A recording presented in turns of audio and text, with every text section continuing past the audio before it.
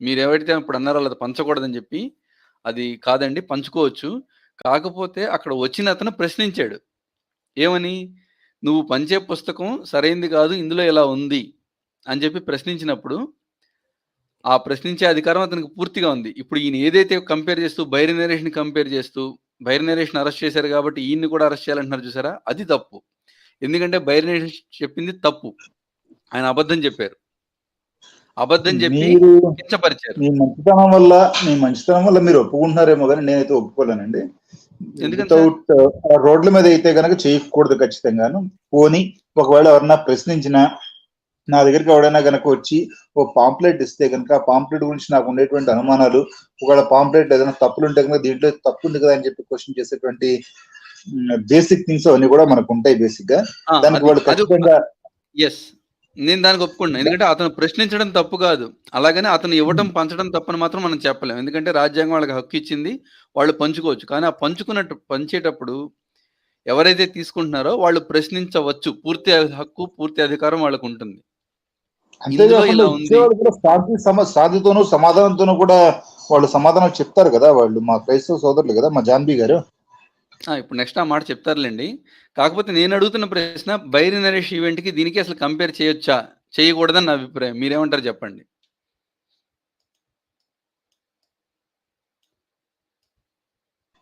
చెయ్యకూడదు ఖచ్చితంగా. ఇప్పుడు ఒక గ్రంథాన్ని క్రిటిసైజ్ చేయొచ్చు, ప్రాబ్లం లేదు. దూషణ అనేది చేయొద్దు. ఈ రెండుకి చాలా తేడా ఉంటుంది. ఇంకోటి, ఒక గ్రంథంలో ఏమైనా రాయబడితే దాని గురించి చెప్పొచ్చు, లేనిది చెప్పడం తప్పు. ఇప్పుడు బైరి నరేష్ విషయంలో ఏదైతే గ్రంథంలో లేదో దాని గురించి మాట్లాడుతున్నాడు వాడు. సో అది అబ్జెక్షనబుల్. అలా బైబిల్ మీద ఎవరైనా చేసినా నేను అబ్జెక్షన్ ఇస్తాను. కానీ ఒక గ్రంథంలో ఉన్నది ఎవరైనా తప్పుగా అర్థం చేసుకున్నారు, ఆర్ కరెక్ట్ చెప్పట్లేదు అంటే అప్పుడు చెప్పాలి, కరెక్ట్ చెప్పాలి, ఇట్లా కాదు ఇట్లా ఉంది అని చెప్పాలి. బట్ బేసిక్గా గ్రంథంలో లేనిది చెప్పడము, దూషించడం మాత్రం నా దృష్టిలో తప్పు. అది నా చిన్న అబ్జెక్షన్ డాక్టర్ గారు, చిన్న అబ్జెక్షన్ అండి.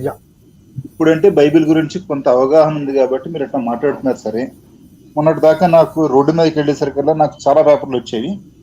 చాలా సార్లు చెప్పిన విషయం ఇది. ఆఖరికి నేను బెంగళూరులో ఉండే టైంలో కూడాను ఇంట్లోంచి బయటకు వెళ్తుంటే ఇంటికి ఒక ఆవిడ వచ్చి పాపం, ఆవిడ తెలుగు రాదు, కన్నడ కూడా రాదు, ఒరియా ఆవిడ. ఇంగ్లీష్ లో ప్రచారం చేసుకుంటూ అలా వెళ్తాను. పుస్తకాలన్నీ కూడా జాన్ అని ఇంత చిన్న చిన్న పుస్తకాలన్నీ కూడా తీసుకుని అందరికి ప్రచారం చేసుకుంటూ వెళ్తున్నారు ఆవిడ. వెళ్తూ ఉన్న టైంలో ఆవిడని అడిగాను అనమాట, ఏమిటమ్మా ఏం చేస్తున్నారు, ఇలా రోడ్డు మీదకి వెళ్ళి ఎందుకు ఇంత కష్టపడుతున్నారని చెప్పి అడిగిన. పాస్టర్ గారు ఇమ్మన్నారండి పుస్తకాలు అందరికీను, సో ఇక్కడ యేసు దేవుడు అని చెప్పి చెప్పమన్నారండి, అందుకోసం నేను చెప్తున్నానని చెప్పింది ఆవిడ. సరే తల్లి నువ్వు బైబిల్ చదివావమ్మా అని అడిగాను. చదివానండి, బైబిల్ నాకు మా పాస్టర్ గారు చెప్తారండి, నేను చదివానని చెప్పింది. సరే, ఆవిడని అడిగినటువంటి ఒకే ఒక ప్రశ్న ఏంటంటే, తల్లి యేసు యొక్క భార్య పేరు ఏమిటమ్మా అని చెప్పి అడిగాను. కొంచెం పెద్ద ఆవిడ, 30-40 ఏళ్ళు ఉంటాయి ఆవిడకి, 40 ఏళ్ళు పైన ఉంటాయి.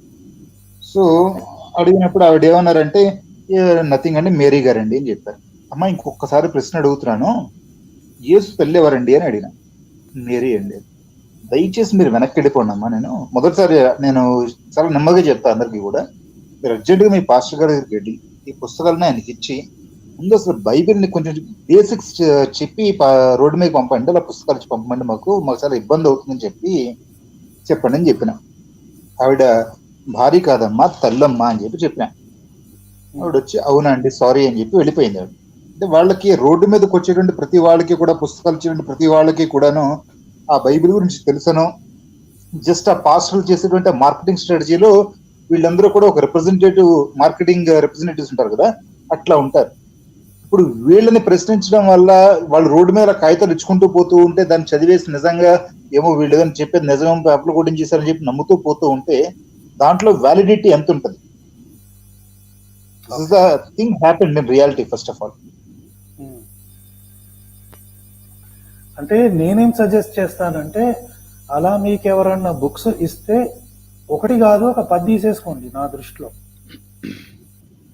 నేను అందరికీ పంచుతానని ఒక 10-20 తీసేసుకోండి వాళ్ళ దగ్గర.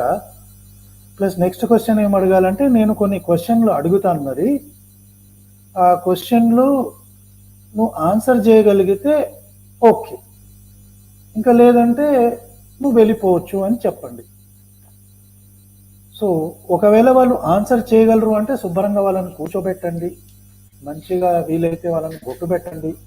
బొట్టు పెట్టను అనుకుంటే, నేను బొట్టు పెట్టుకోను అంటే, మరి నువ్వు నా దగ్గరకు వచ్చి నీ బుక్లు ఇస్తున్నావు, నేను తీసుకుంటాను.